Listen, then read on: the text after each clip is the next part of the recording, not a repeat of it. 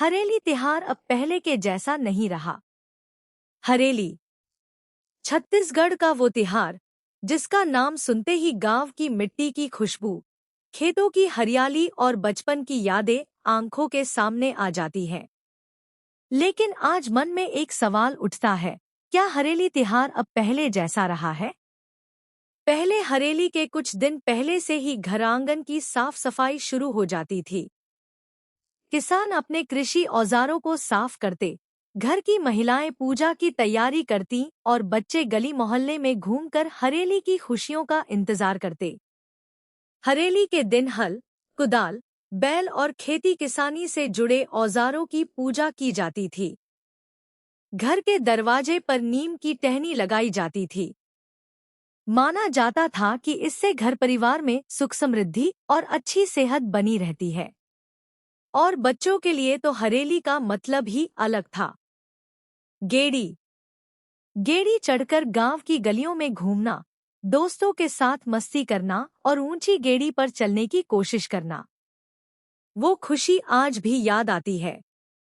लेकिन समय बदल गया। आज गांवों में भी मोबाइल ने अपनी जगह बना ली है। पहले जहां बच्चे गेड़ी लेकर मैदान में नजर आते थे, वहीं अब कई बच्चे मोबाइल की स्क्रीन पर ज्यादा समय बिताते हैं। पहले हरेली में पूरा परिवार और पूरा गांव साथ दिखाई देता था।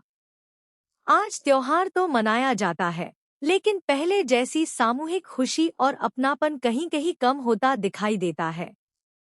पहले हरेली सिर्फ एक त्योहार नहीं था, ये किसान, मिट्टी, पशु और प्रकृति के प्रति सम्मान का दिन था।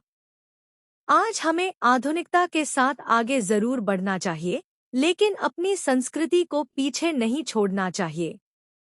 अगर हम चाहते हैं कि आने वाली पीढ़ी भी हरेली की असली खुशी महसूस करे, तो हमें उन्हें सिर्फ हरेली के बारे में बताना नहीं है, बल्कि उन्हें हरेली मनाकर दिखाना है।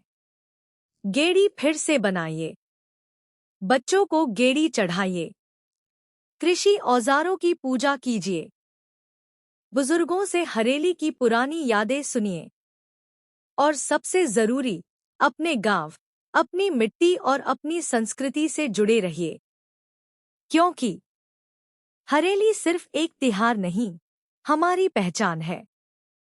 हो सकता है हरेली का तरीका बदल गया हो, जमाना बदल गया हो, लेकिन अगर हमारी भावना